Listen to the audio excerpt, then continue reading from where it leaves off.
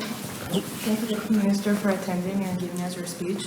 I would like to welcome to the podium to the next panel on Cyprus and future scenarios of the Eastern Mediterranean with High Commissioner Mr. Kyriacos Kouros, the Greek Ambassador Yannis Tsaousis, and George Hadjipavlis from the University of Oxford. Thank you. So a very warm welcome to everyone this lovely morning. It's a distinct pleasure to have both the Cyprus High Commissioner and the Ambassador of the Hellenic Republic to the United Kingdom. My name is George Hadjipavlis. I'm part of the Southeast European Studies team at Oxford. It's lovely to see the director of the team here attending. So no pressure. Just a brief introduction of our speakers, who you may very well know, of course, before we begin. To my left, I have Ambassador Yannis Tsaousis, who has been a career diplomat since 1997, with a lot of distinguished positions before assuming the post of the Ambassador to the United Kingdom, including, if I understand well, Director of the Minister's Office, the Foreign Minister's Office. I'm also delighted to share that Ambassador Tsaousis is an Oxford graduate, which adds a bit to the situation. To my right, I have the distinct pleasure of welcoming the High Commissioner of the Republic of Cyprus, Ambassador Kouros, who held a lot of illustrious positions within the ministry and the government, including Permanent Secretary of the Foreign Ministry, Director of the President's Diplomatic Office, National Security Advisor, and Head of the Intelligence Service of Cyprus, which brings, I presume, and I'm sure actually, because I know Ambassador Kouros, brings a lot of wisdom. So the topic, today's topic, which will be continued by a SEESOX panel later in the evening, which you're all welcome to attend, of course, concerns Cyprus and future scenarios for the Eastern Mediterranean. And I know the ambassadors always have their talking points, but I'd like to invite them to address a few core questions, including which are the most significant recent developments in the region and how exactly do they impact the region. Also, if that is expected to lead to a shift in British foreign policy and British thinking, how is great power competition shaping the region, especially given the recent emerging developments that have caused competition between the United States and the Euro-Atlantic bloc and Russia, but also China? And also, how can Cyprus perhaps benefit from recent developments to incentivize Turkey to commit to a just and lasting solution? I'd like to invite the two speakers in whatever order they would like. Don't want to meddle in diplomatic affairs. To deliver remarks in perhaps 10 to 15 minutes, if that's okay. Yes. So we can take questions from the audience afterwards. Of course. Thank you for the opportunity to give us for talking about the subject in such an audience, because it's addressed to the thinking persons, I presume, and that we want to benefit from the exchanges that will follow. You cannot talk about the future in the East Mediterranean from the perspective of Cyprus without, unfortunately, deal with the Cyprus issue and future developments. So we have the following scenarios. Either we don't solve it and we move on. Either we solve it and then that will be the beneficial move on. And thirdly, we continue with attempts of negotiating and move on again. This year we're commemorating 50 years since the events of 1974, which it's an unfortunate, I wouldn't dare say anniversary. It's a commemoration of the fact that the new world order that came after the end of the Second World War is failing nowadays to deal with challenges of the nature like the Cyprus issue, and not to mention other challenges in the immediate neighborhood. Let's start from the scenario that we might have ongoing negotiations. The envoy of the United Nations Secretary General, Marie-Angèle Cuéllar-Holguín, just departed from Cyprus earlier this week. She had her meetings with her two sides.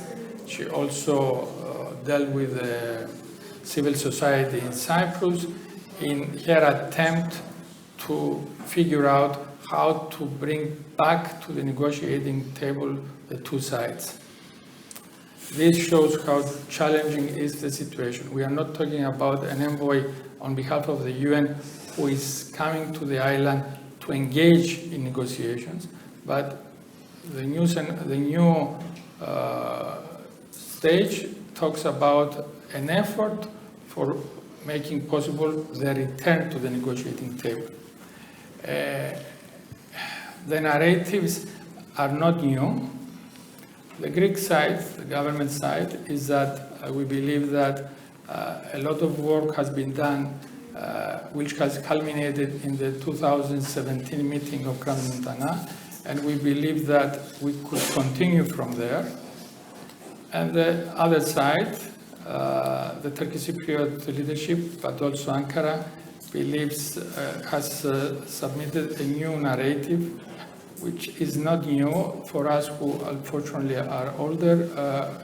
It has remains from the 1970 Denktash first approaches of a two-state solution.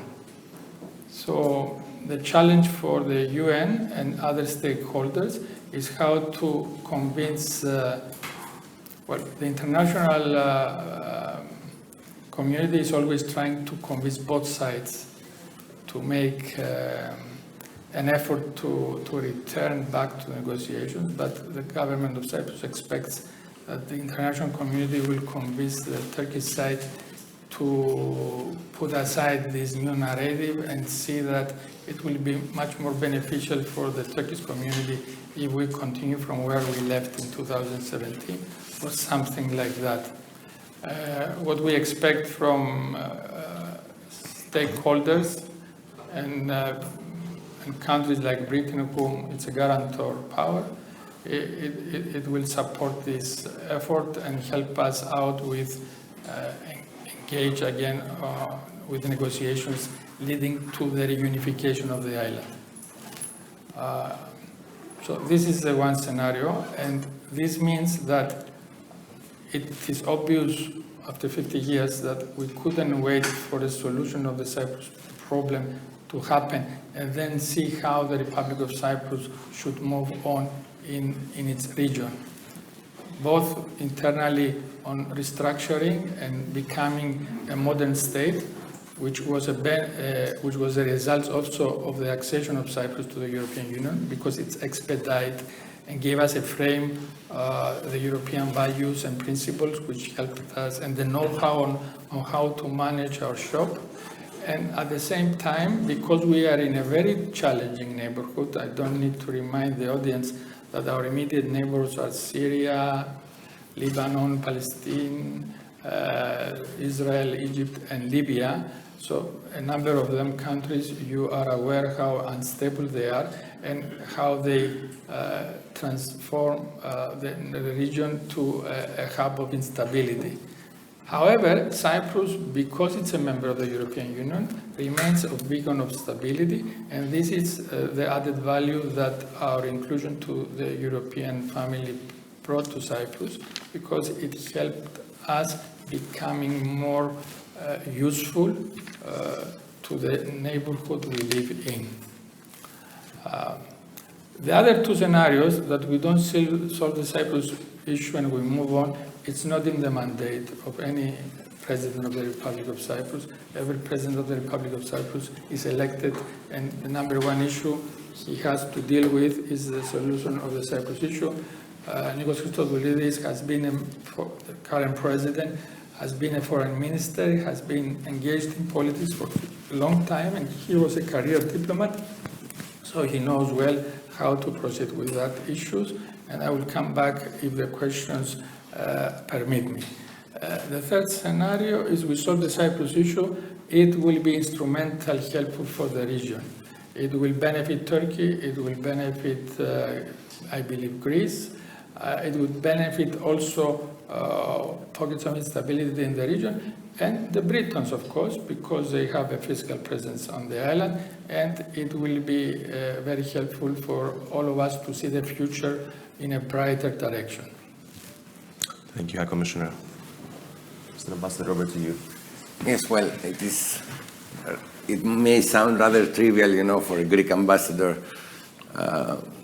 to say that I fully agree with what my colleague has said, Kyriacόs. I mean, this is the situation we're facing. I mean, Europe is facing, the international community is facing, as far as Cyprus is concerned, and this is the Cyprus problem is concerned. And indeed, these are the scenarios that may or may not happen for Cyprus. The question is, of course, which is the best scenario, and we all know what is the official position of Greece on this. The best scenario is a solution within the parameters, within the framework of the United Nations, bi-zonal, bi-communal federation, and this is what we are working on. We do not believe the theory of the realities on the ground, because in this case, what we maintain very, very strongly that what is real is what is legal, and what has happened in 1974. It's not legal. It's and we are, as Ambassador Kouros said, High Commissioner said, we are facing a situation 50 years now that we are facing a situation where the results of this illegal act are still affecting and are still continuing to create problems and to impede the promotion of stability in the area. So out of the scenarios, of the three scenarios, I mean, for us, and we are working and we are hoping also that the scenario that there will be a solution within the parameters and the framework of the United Nations is the scenario that we have all to unite around and work together, Turkey included. And we really hope that this will be the end game and the start at the same time of a new era in the area. Because what will happen in Cyprus, as Ambassador Kouros said, High Commissioner Kouros said, affects also what happens in the region. Of course, you know that Greece and Cyprus, as members of the European Union, have been working. We see generally, in other countries of the region, we see generally the Mediterranean as a bridge, uniting, Europe and Africa, and not a dividing line. And this is our policy for many, many, many years within the EU. We have created some schemes with other countries, the Med9, the other schemes in other organizations like the OSCE are not working very well right now because of the situation and the invasion of Russia in Ukraine. But also we, as members of NATO, we are working also in these Mediterranean dialogue schemes for many, many years, dialogue schemes with other countries, and also with Cyprus in the last 10 years. We are working together in promoting trilateral and multilateral regional cooperation in the area. I should say, because I was part of it. I mean, I participated in many, many different meetings at the ministerial level quite effectively. And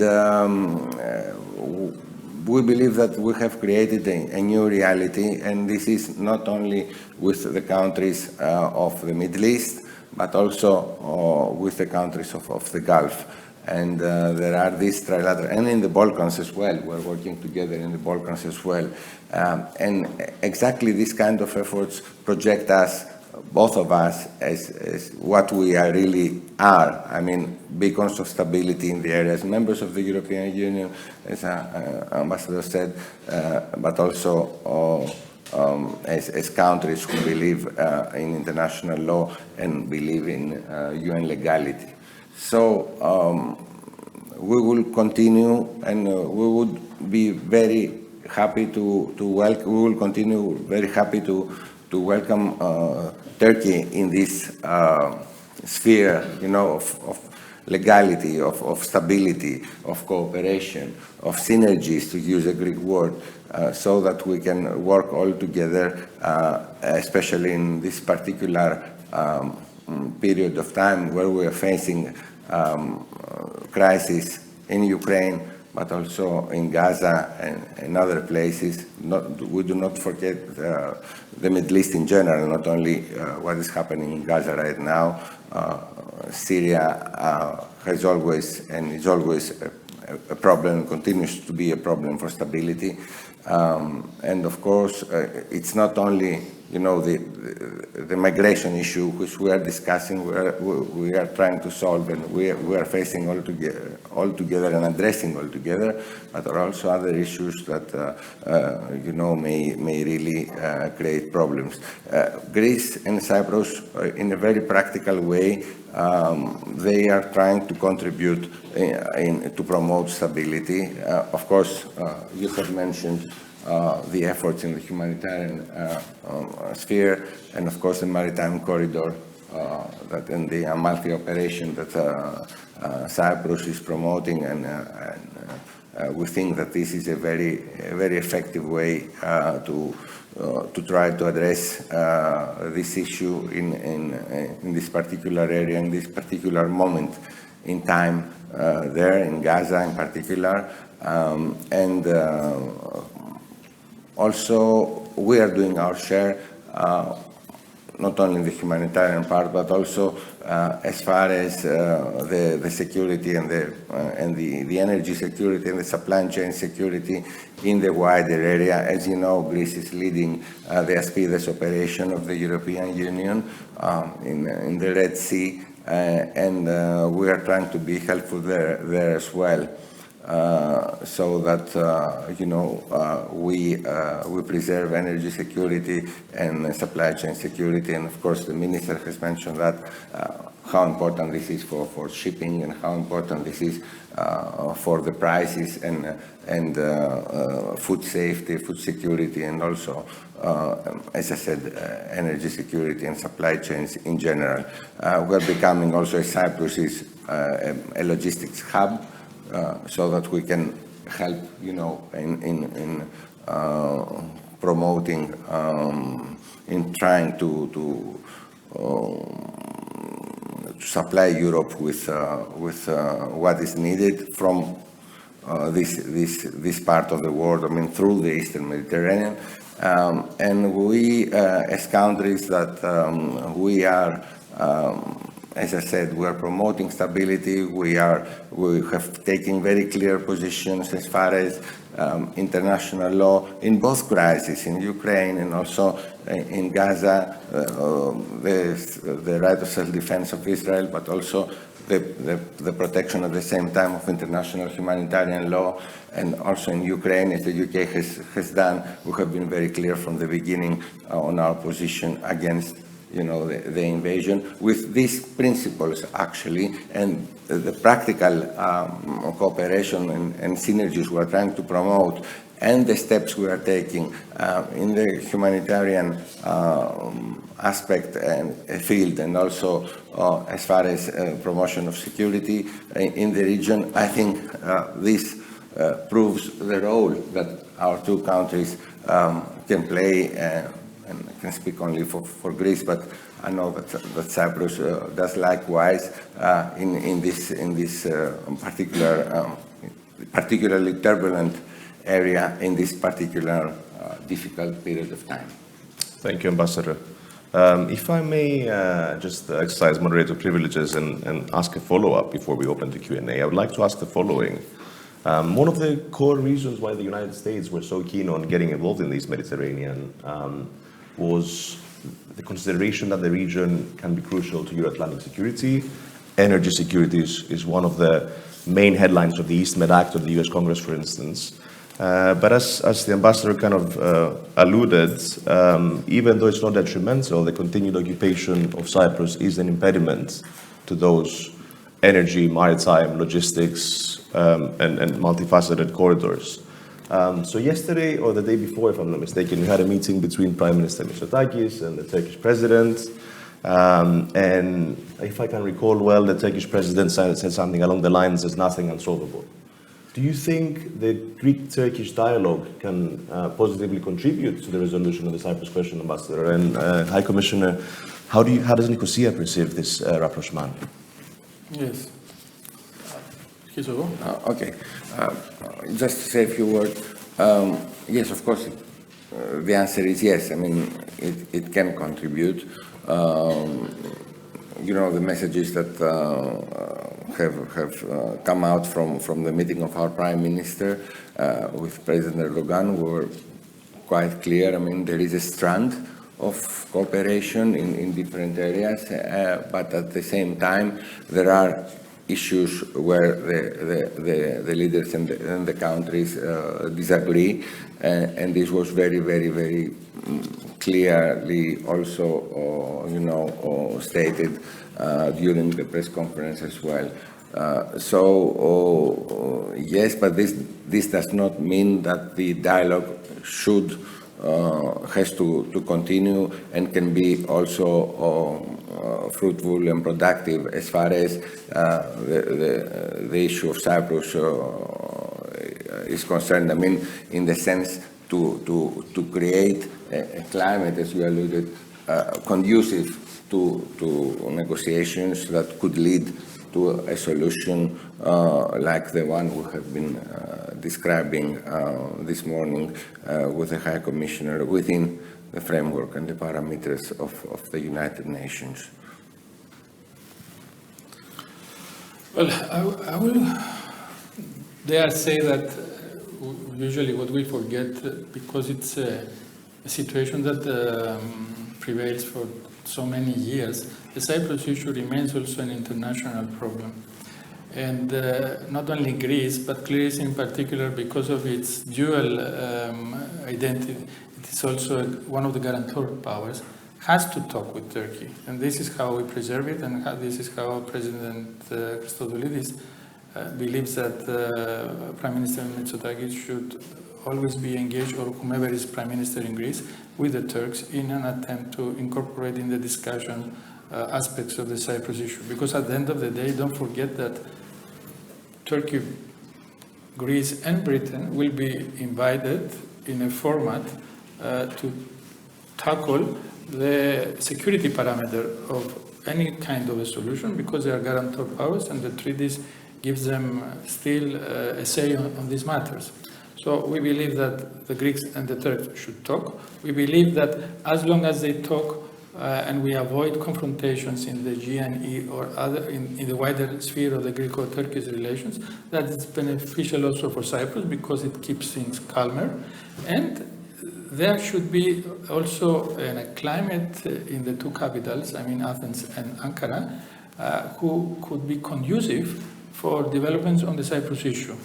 And sometimes you don't need the public sphere to be vibrant of what exactly it is told, as long as behind the scenes right messages are shared and some kind of mobility could start on the Cyprus issue. Excellent. At this stage, because we live in democracies and you cannot avoid informing your public about developments, especially on existential issues which affect everybody's life. But I think I touched most of your question, I think. You most certainly did. Thank you to both. With that said, it's time to pass to the audience for questions. Do we have any questions in the audience? It's a question at the back, gentleman in the back. Good morning. My name is Tsaousis. I'm a journalist. I represent the Cyprus News Agency. An easy question. Do you think that the UK could or should take more of an initiative at some point to try to achieve the resumption of negotiations and the settlement?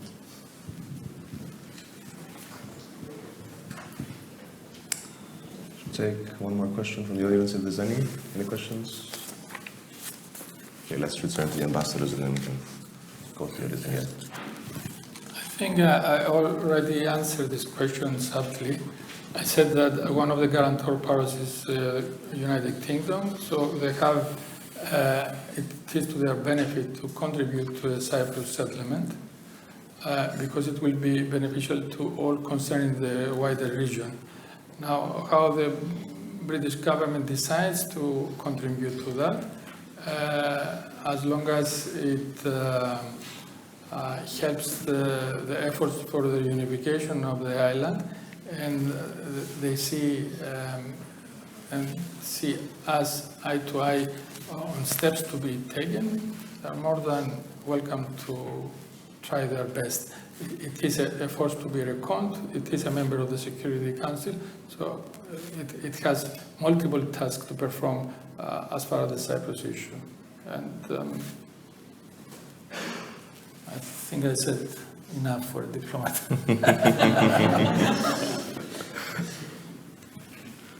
I think he said everything, not enough, in the sense that Ambassador Kouros, the High Commissioner, has reminded also that the UK is a permanent member of the UN Security Council, and of course is a guarantor power with Greece as well. And we really believe that the UK has to play a role, and we hope and we are sure that this role will be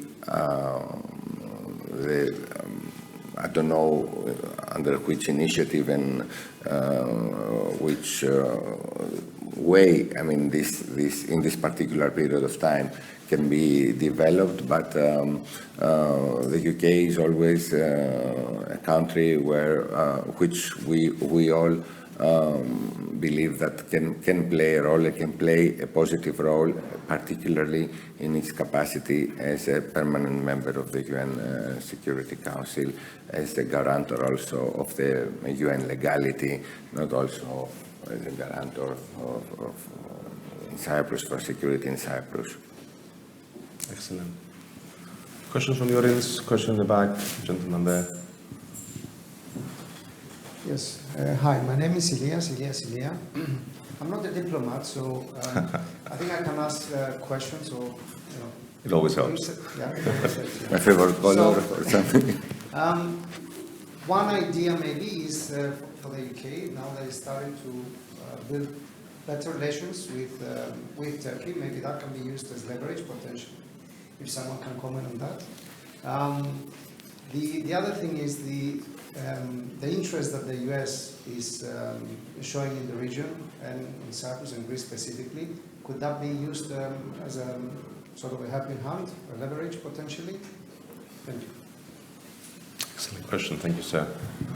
Who would like to take this first? Can you repeat a little bit because I lost the final part of it? So the final part was about the increasing involvement of the US in the region, and how would you assess that? You mean this particular, referring to this particular crisis that we're having in Gaza and Israel, or generally speaking, a more general question?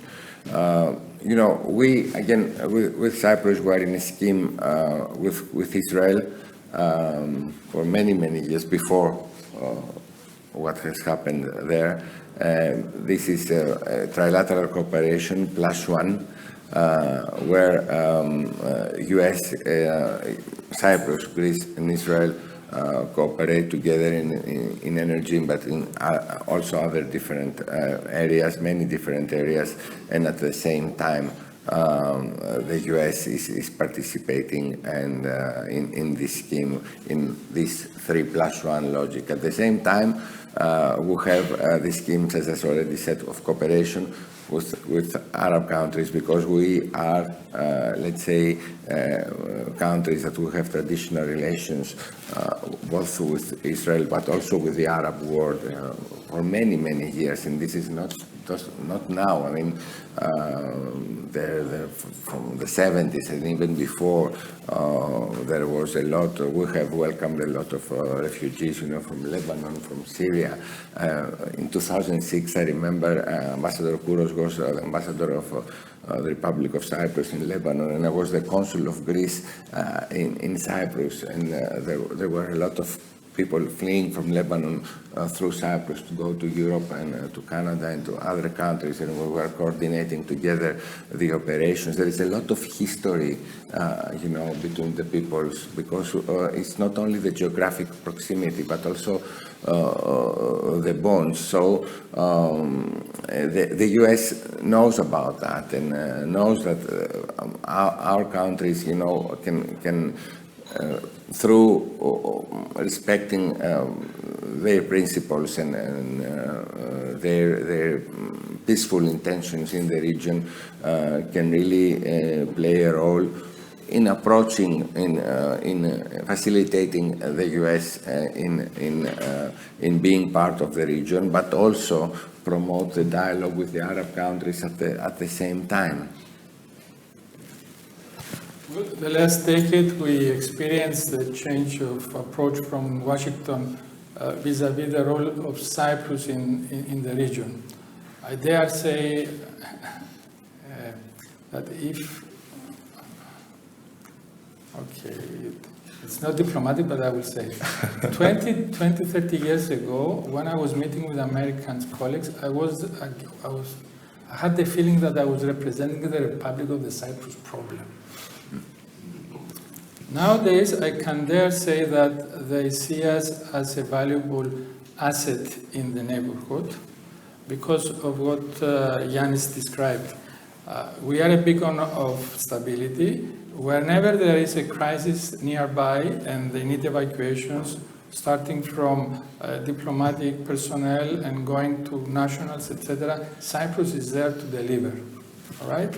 And we have done that step by step at the level now where when the events of October 7 happened, we were the only stakeholder in the neighborhood who could talk with everybody except Turkey, of course. We talked with the Arabs, we talked with the Israelis, and we set up this humanitarian corridor not to substitute the other corridors of humanitarian aid, just to supplement it. And there, when we managed to convince the Israelis on the security parameter and the Arabs on the political parameter, with the help of the British, with the Americans, we started formulating a plan which now delivers the good. So Cyprus relations with Washington actually evolved a lot, and I dare say that the sky is the limit as far as the strategy, the geostrategy on this particular region. Of course, you have always to take in consideration the individual challenges that already exist. Now, Gaza, for example, has, and the developments that take place there have frozen all the tripartite and trilaterals that Yannis was mentioned before, which, on the other hand, it was a vehicle through Cyprus, with the help of Greece and the other partners in the neighborhood, aimed at sending the message, okay, it's a challenging region, we have problems between us bilaterally, but on the wider scale, why don't see what is beneficial at the sidelines and try focusing on that? It's a departmentalization of a situation. Okay, I have a challenge bilaterally with a neighbor, but at the same hand, I find natural gas. We have to do something about it. Otherwise, time will happen, and then it will not have any value. And this makes sense. And it opens doors, and actually now Cyprus, I dare say, maybe I'm prejudiced because I'm a Cypriot, I'm representing the government of Cyprus, but I think our imprint in the region is bigger than our size. It's a very interesting comment, High Commissioner. If I may follow up from both your comments, of course, interpersonal relations are critical, and the Western partners have been realizing that, and of course, regional collaboration, especially when it comes to humanitarian aid, is crucial. I think Ursula von der Leyen has visited Cyprus more than her hometown in Germany in the recent times, and of course, when I was in Washington, everybody knew of Cyprus for the first time. So these are positive developments, but on a broader scale, we now see this Mediterranean part of the strategic kind of plans of the United States. For instance, Joe Biden spoke of the IMEC, India, Middle East, Europe corridor, right? That is specifically meant to address great power rivalry. Whether the corridor happens or not, it shows a shift in the thinking of the United States that great power competition passes through the region. So I'd like to ask you, how do you assess these developments, and how do your countries position themselves in line of these developments, especially given that Greece, for instance, but also Cyprus has security centers with the United States, but also Greece has the port of Alexandroupoli, which is expected to be critical in this kind of great power planning and strategies. Well, as you know, we have a very good cooperation with the US. We have signed in the recent years 2 agreements on the MDCA, a protocol, but also an amendment to the Mutual Defense Cooperation Assistance agreement between the 2 countries. And of course, Alexandroupoli was part of it, and also Alexandroupoli is becoming also a hub, and has an important role also as far as the crisis in Ukraine is concerned, not only as far as Israel and Gaza and the supply chains and the energy corridors and all the things that we've been discussing before. But at the same time, we are part of, as you already said, part of the EU. We are members of the EU, so we, by definition, the EU is also present there, and it's very natural what you have said, that the President of the European Commission has been in Cyprus many times. It's only natural for us, it's our working methodology, in the sense that as members of the same family, and when there is a member which are really close to what is happening and can from a strategic point of view, but from a practical point of view, can contribute in alleviating, the pain through, humanitarian initiatives in this particular period of time, in this particular part of the world. We have to work all together and create, the conditions so that we really do the job. That we really promote, and the UK is also part of it, to promote humanitarian aid in this very needy part of the world. I would like to point out that the recent visits of von der Leyen in Cyprus and in the region are also related to the migration challenges that we are facing. And the visit per se, it was a culmination of long discussions in Brussels on ways to deal with the phenomenon, because most of Europe had struck a deal with Turkey to keep there the Syrians, but in the case of Cyprus, we still had flows of migration, either through Turkey, which turns a blind eye on that misspell, or from Lebanon, from Syrians stranded there, and who, due to the developments in Gaza, there is a social unrest that this could include Lebanon in the crisis. And Cyprus started feeling that the pace of flow migrations, it's more than they could share alone. And that's why on Leiden, when decisions were taken in Brussels, came also to Cyprus and to the neighboring country, Lebanon, to see the extent of the crisis and how EU could be helpful dealing with the situation. And this goes back to the elements I said before. Cyprus, as a member of the European Union, has benefited, but you also benefit the group, because you point out the challenges, you have a better understanding because you are close, you are also affected, and when you are convincing, then what follows in a rational way of doing is reaction, hopefully with positive results. And this is why we choose to belong to this group, apart from what we say that there is historical aspects, cultural aspects, values and principles, and this is the outcome of how democracy should work. Because at the end of the day, you told me how you see your relation with the Americans and the X and the Z. When the voter votes a particular government and you have a president that he has his focus to the West and what now we can depict as the West, it shows that you have a consent by the general public that you want to move to that direction. And this is what is happening, right? Of course. All right. Thank you for that very comprehensive insight to both. I think we have time for one more question, two more questions. Okay, let's take the lady over there, followed by the director of SEESOX, right there in the front. Good morning to all. My question would be, it feels that everyone is leveraging the position of Cyprus strategically and including the migration issue, which is a big issue for the West.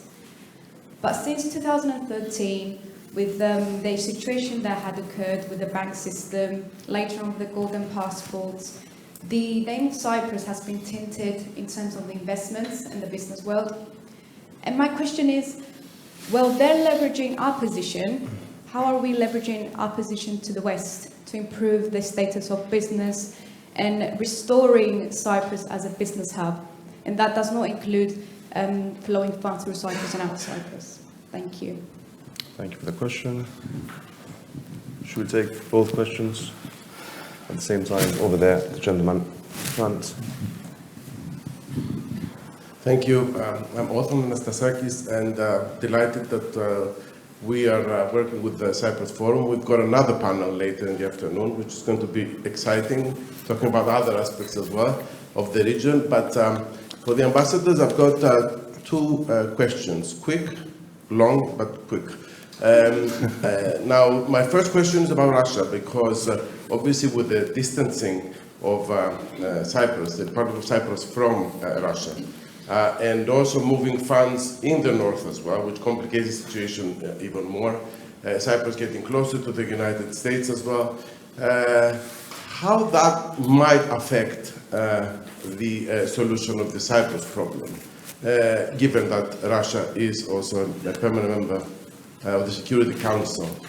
And my other question is, I read recently that Cyprus says, as Greece said in 2002-03, when Turkey kind of got closer to the EU, that now the route of Turkey to the EU goes through Cyprus. Can we make this a little bit more concrete on how Cyprus is planning to use membership in the European Union to get Turkey on a kind of more convivial and common platform to discuss further the Cyprus issue?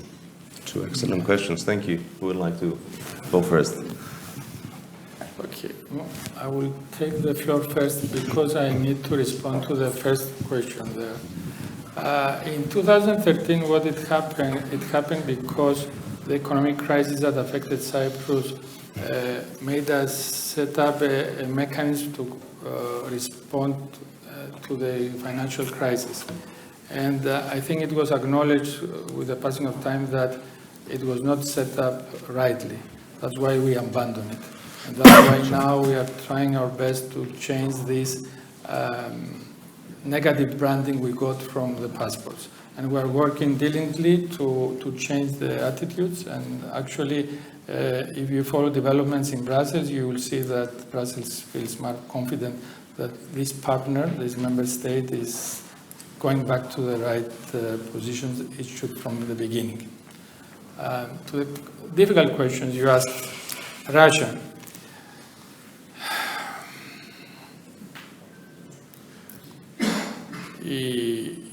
the attack to Ukraine, it was a new chapter in the history of relations between Cyprus and Russia too. In the past, we were trying to keep ourselves, I wouldn't say in a neutral mode vis-à-vis developments between Russia and the West, but we were not very far from giving an understanding to Russia. However, what happened in Ukraine, it was a copy-paste of what happened to Cyprus in 1974. So we couldn't avoid taking a position of principles, even if some elements in our society and some political parties might not be happy with that. But if I recall, even the left in Cyprus couldn't condemn the way things happened. And as long as the situation in Ukraine continues, the relationship between Nicosia and Moscow, unfortunately, will deteriorate. Because if it was something that it could have finished earlier, we could try again and bridge back the relationship to some understanding. But now the situation as it is very difficult for me to see how we will try to mend back the situation when you have an ongoing situation where it's exactly copy-paste of what happened in 1974. That's why we want from the international community to remember that the Cyprus issue is not different from the Ukrainian issue. What will happen in the Security Council? If we had a solution sooner, maybe things of the deterioration could be manageable. But as long as we don't have an engagement on both sides and Turkey's contribution to a dialogue that leads to a solution, these will be additional challenges in the foreseeable future. What was the last part of the question of Russia? Turkey's accession goes through Cyprus.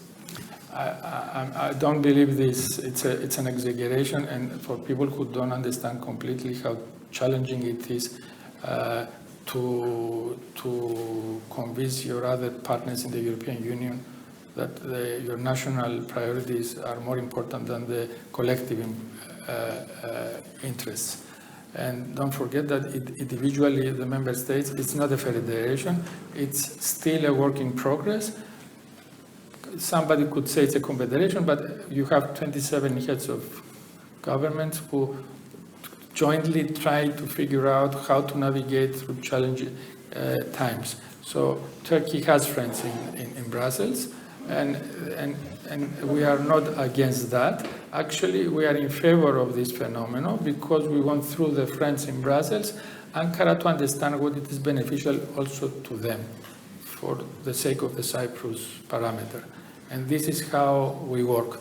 Actually, it was President Christodoulidis who was demanding from the day he was elected the appointment of a sort of envoy of the European Union, additionally to that exists on the part of the United Nations, with a very specific task, not to challenge the UN envoy, but to be an envoy of EU who could be able to reach out to the decision-making mechanisms in Ankara and make clearer to them the benefits of helping solving the Cyprus issue vis-à-vis the Euro-Turkish relation. Thank you for sharing that insight on Cyprus' strategy within the EU. Ambassador, any? Well, I regard all the questions as addressed to the High Commissioner of Cyprus rather than myself. That makes it easy for you. Yeah, it's very easy. About whether Cyprus is not a business hub and whether its position has weakened, I just want to say that I also saw the video showed by the minister, so I really understand, and I'm not an expert on these matters, but I really understand that Cyprus is really doing very well in these dynamic sectors And I understand that despite the crisis, there is progress in all these areas, and of course, we regard, as far as I know, to my understanding, Cyprus as a business hub for many years now. But in the recent years, also, its position has been strengthened. And we are working closely on those areas with Cyprus as well. As far as Russia, we're more or less in the same position. I mean, we regret that our relations with Russia are not the same after the invasion of 2022, but this is what we are. I mean, defending international legality and international law is part of our DNA, I mean, of our political, geostrategic, international DNA of both countries. And I'm talking about Greece, of course, but yes, there is no other way. There cannot be other way as far as Greek foreign policy and our Prime Minister and, of course, the Minister of Foreign Affairs have been very adamant from the beginning on these issues of principle. Turkey and the EU and Cyprus, I fully agree with what Kyriacόs said, and of course, that there have been, I mean, the right balance has always been, sometimes yes, sometimes no, but in these particular cases, through the conclusions of the last EU Council, where these issues are explicitly addressed. Thank you. If I can ask one very final question to kind of sum everything up, how do you view, and taking cue from our topic, how do you view the future of the East Mediterranean, and how do you view the position of Cyprus and Greece within that? I mean, there can be no other way. I mean, the Eastern Mediterranean has to be an area of stability and an area of cooperation and an area which, in a way, supports supply chains, supports freedom of navigation, supports trade towards the Balkans, and we have not discussed about the Balkans. We regard the Balkans and the Gulf as part of the same, let's say, trade corridor, and of course Europe and the northern part of Europe till here. There is no other way. I mean, we have to work together and we have to cooperate. With Turkey, as I said, there are bilateral discussions, and there is this positive agenda, which is also an agenda referring or having trade as part of it. And I think this is also, as I said, a strand that we could continue to work with. But I will never stop to say, because, as I said, this is a very important issue for us, that the respect of international law is always the main pillar of what we do. There are things that we cannot do because we respect international law, and there are things that we can do without violating international law, and this is what we are doing. Yes, High Commissioner, any thoughts? Well, what additionally I can say is that energy is the future, and I'm talking about the plans that transcend the continents, and East Mediterranean can be part of that scheme. Before the events of October 7, we were planning to bring together partners and stakeholders as far as India for interconnecting and joining that part of the world all the way through the Gulf, the immediate Middle East for us, Cyprus, and then European Union through Greece. Challenges in that region are always there to be tackled with, but we persevere. Yannis reminded me in 2006 what happened with events in July when Israel again attacked Hezbollah. It was bombarding the country for 33 days. Instead of me closing the embassy, we managed to help evacuate more than 86,000 people. We started with the Cypriots, and then we found out that the European Union wanted the same treatment, and then the Canadians and the Americans were involved, and 86,000 people through Cyprus in 3 to 4 weeks. You can imagine this. And at that time, we didn't have the resources or the know-how. I didn't even have a satellite phone. I was doing that from a private mobile phone. And that experience helped us in the long run to create what we have today, which is a mechanism that immediately Cyprus can be a stability beacon, and not only a beacon, but also a safe haven from whomever is in danger in the region. So this, for me, sends a positive message instead of the challenges we are facing, because the challenges didn't change. As I said, it was a bombardment, right? Real bombardment. I mean, I told my wife, don't listen to the media. I will call you back when this finishes. I called her after 33 days. She must be very unhappy. Tell me about But nonetheless, thank you for that hopeful message. I think that's been a wonderful discussion, so please join me in thanking the two ambassadors for their wonderful remarks. And with that, I think it's time to pass it to the next panel. Yes.